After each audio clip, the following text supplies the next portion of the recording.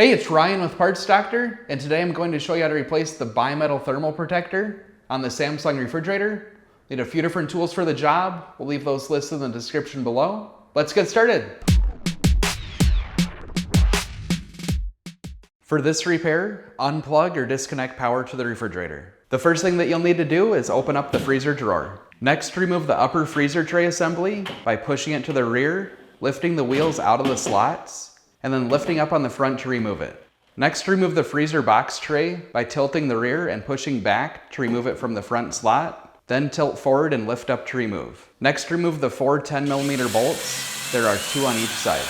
Next, we can remove the freezer door by grabbing both sides, lifting up to remove the door brackets from the slide rails, and lifting out to remove. Next, remove the retaining pin from the gear shaft by simply pulling it out. Next, remove the gear shaft by sliding it to the right, then lifting up on the left side and sliding it out to remove it. Next, remove these 2 Phillips screws. Before removing the panel, it's a good idea to let it thaw out in case the panel's frozen in place. You do not want to use any additional heat sources as it can warp the inside of the freezer. Grab the bottom of the panel, pull towards you, then pull down. Be careful as the top is still connected by wires. Now disconnect the electrical plug by depressing the locking clip and pulling out. Now rotate the top of the panel downward to remove it from the freezer.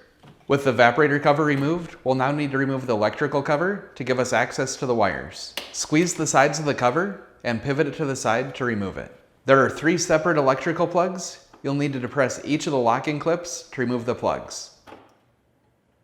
With the electrical plugs removed, we'll now need to separate them by prying and removing the retaining clips.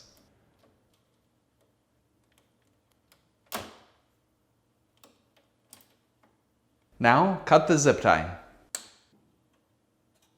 Next, grab the protector, pull on it, and wiggle it until it removes.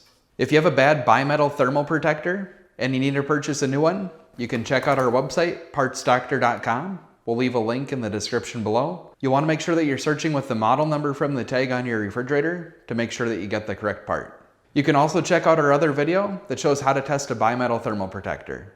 To install the protector, align the retainers and push it until it snaps in place. Next, install the 3 electrical plugs back onto the retaining clips.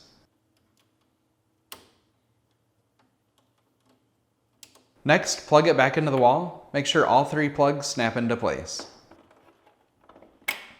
Next, zip tie the wires back together.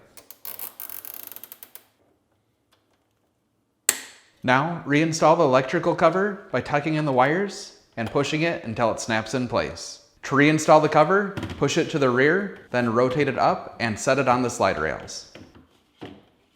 Now, reconnect the electrical plug.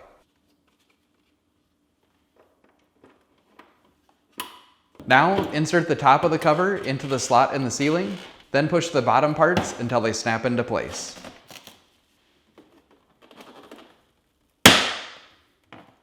Then, reinstall the 2 Phillips screws. Next, fully extend the freezer drawer slide rails. Take the end of the gear shaft with the hole in it and insert it into the right side.